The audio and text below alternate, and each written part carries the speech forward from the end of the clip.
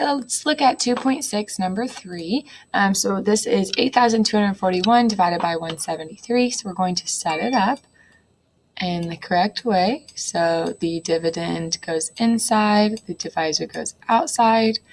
And I already know that 173 isn't going to go into 8 or 82. So I'm going to have to go all the way over to 824. And when I do this, I want to make sure I'm being smart and using my number sense instead of just guessing how many times, because then we're doing a lot of multiplication that we probably don't need to do. So I will take 173 and I'm going to round that to 200. And I know that 200 goes into 824. I know it goes in 4 times because 200, 400, 600, 800. So I'm going to test that number first. And I'm going to do 173 times 4 and see if it gets me close enough or if I need to go up to 5.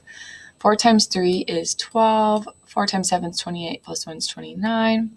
4 times 1 is 4 plus 2 is 6. So that gets me to 692. So let's see, can I go any closer? If I add another 173, I would add it like so. 6, 7, 8. And that gets me to 865, so that's too big. So it does look like 173 can only fit in there 4 times.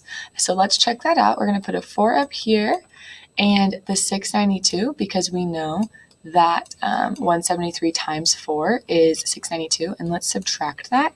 And we have 4 minus 2, which is 2. I can't do 2 minus 9, so I borrow. And I end up with 132. Now, I know I got close enough and I didn't miss it. Number one, because I did the work over here, but also this number right here, my leftover, is less than 173.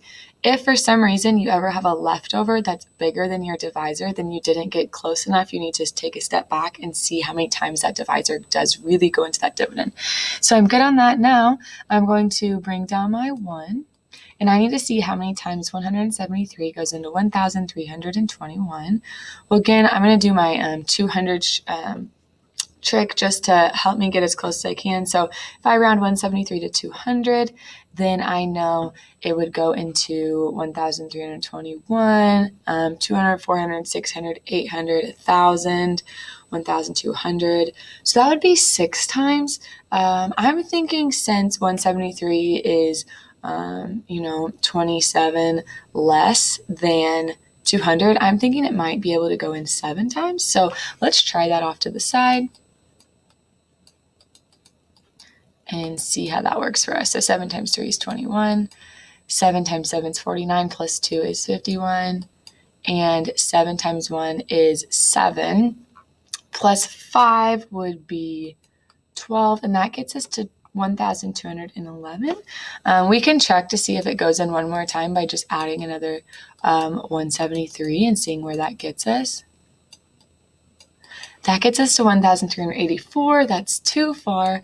So we do know that it will only go in there 7 times. And the 173 times 7 would be 1,211. So we will have quite a bit of a remainder left, but we're going to go over again how to write that remainder. So that's 0, 1, 1. So we end up with 110 as our remainder.